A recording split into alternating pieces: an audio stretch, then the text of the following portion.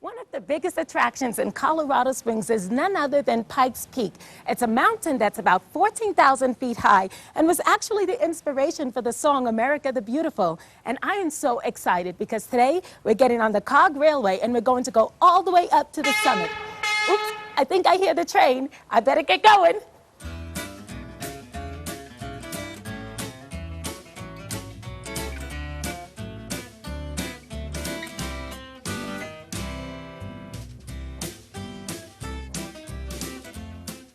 And I'm here with Spencer Wren. He is the general manager of the Pikes Peak Cog Railway Company.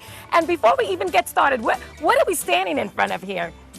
This is one of our original steam engines from the 1890s. There originally were 6 steam engines that all pushed coaches going up to the top of Pikes Peak. They've all been replaced by modern Swiss trains, but this is one of the originals. So we're not going on this one today? No, ma'am. You're not going on that one, no.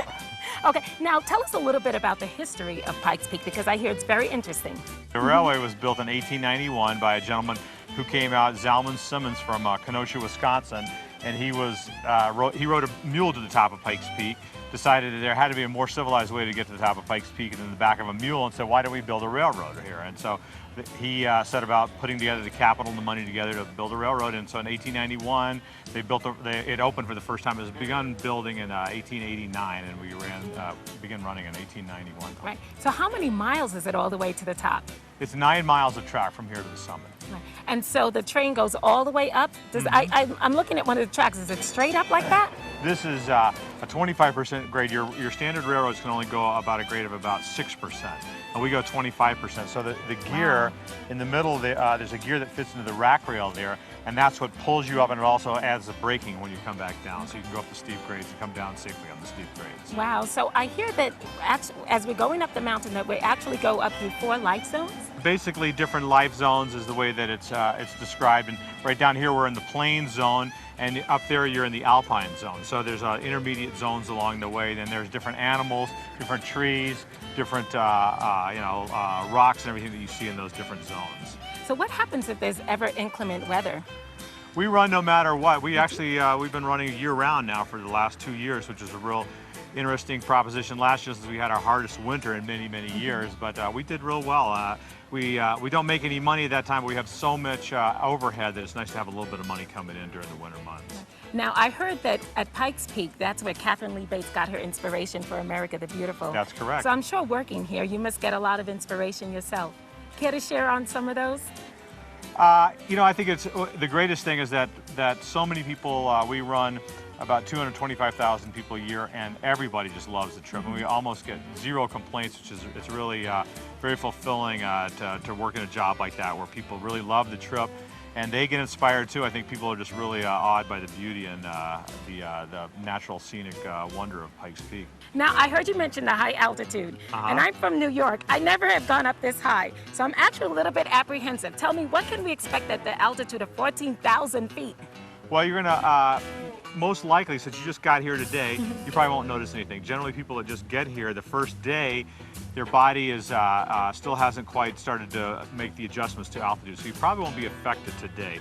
I would suggest no matter what, though, you drink plenty of water, so you got some water, so that's really important. Stay really hydrated. So when I get up to the top, what is going to be the most beautiful thing to look at when I get up there? Boy, I don't know. There's 360-degree views. I really like on a clear day you can see Denver to the north, which is you might be able to see Denver today. It looks pretty clear today. So you can see Denver. That's kind of neat to be able to see the skyscrapers and everything sitting out. The Great Plains, of course, the amber waves of grain that Catherine Lee Bates described. Looking down, you can see City of Colorado Springs and Garden of the Gods. You can see all the way out east to Kansas. Wow. And looking down south, you see towards Pueblo and the Spanish Peaks down there, which are really nice. But then obviously I think the real big thing is out to the west. You see the Continental Divide and just mile upon mile of all these big mountains and all these 14,000-foot mountains. Wow. So it's really, it's very beautiful.